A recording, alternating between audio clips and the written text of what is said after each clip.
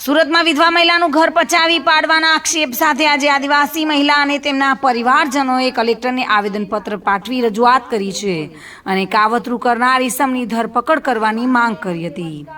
સુરત કલેક્ટરને પાઠવેલા આવેદનપત્રમાં જણાવવામાં આવ્યું છે કે સુરતના લાલ દરવાજા વિસ્તારમાં કિલ્લા શેઠની વાડીમાં આદિવાસી મહિલા સવિતાબેન મદનલાલ પટેલ રહે છે। સવિતાબેન વિધવા છે।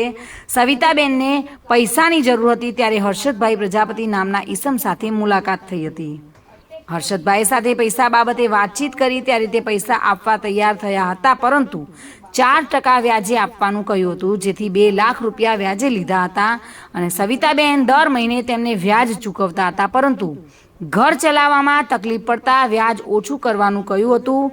ત્યારે હર્ષદભાઈએ કહ્યું કે તે જે મકાનમાં રહે છે તે વેચાણથી આપી દો અને તમને તમામ કિંમત અપાવીશ।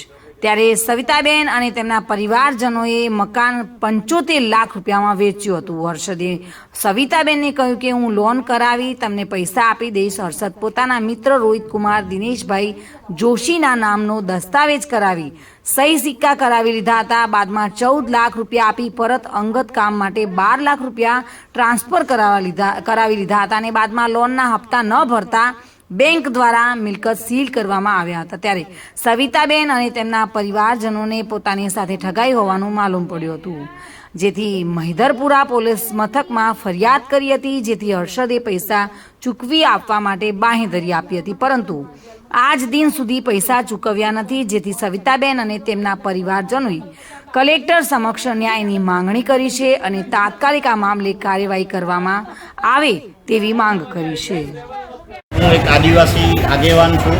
આજે અમે સુરત કલેક્ટર શ્રીને આવેદનપત્ર આપવા આવ્યા છે, જેમાં હર્ષદ પ્રજાપતિ નામની વ્યક્તિએ વિધવા મહિલા સવિતાબેન પટેલનું જે ઘર હતું એ ઘરને ચીટિંગ કરી ને પોતાના મિત્ર રોહિતના નામે લઈ અને જે બી લોનના પૈસા આવ્યા તે એ પોતાના એકાઉન્ટમાં લઈ અને 2019થી લઈને અત્યાર સુધીમાં બેંકના પૈસા પણ ભર્યા નથી, જેથી ઘર ઓક્શનમાં બેંકવાળાએ કાઢ્યું હતું, એટલે કે હરાજી કરવા કાઢ્યું હતું, પરંતુ નામદાર હાઈકોર્ટે અમને સ્ટે આપ્યો અને આજે વિધવા મહિલા પોતાના ઘરે જ રહે છે, પરંતુ આજ 7 દિન સુધી એ બેંકના પૈસા પણ ભર્યા નથી ને હર્ષદ પ્રજાપતિ નામના ફાઇનાન્સર એ અમને મળવા પણ નથી આવતો।